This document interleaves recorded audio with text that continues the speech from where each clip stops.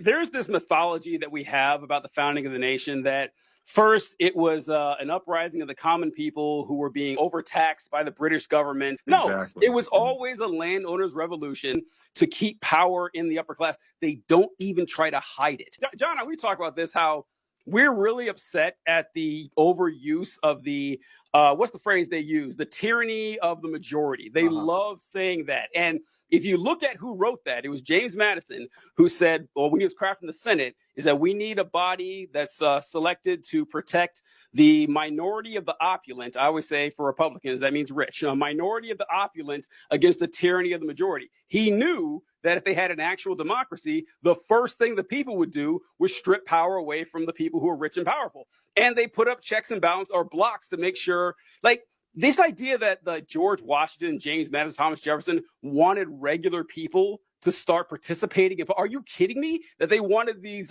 bumpkins showing up and sitting in the halls of Congress? We trick ourselves into thinking it's something greater than it actually is very annoying to me, because there, like you were saying, Rio, like there are, for the time, for the 1780s, the Constitution was a fairly progressive document. Just in the fact that it was the first nation established without a state religion is massive. Like, it's huge. That was a huge step forward.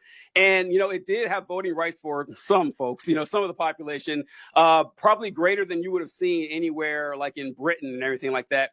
But people aren't content with that. They aren't content with the truth. They have to make it even greater than it actually was. That, like Thomas Jefferson, for example, was a slave owner and a child rapist, and that doesn't mean he didn't have good ideas. That doesn't mean everything he wrote was bad.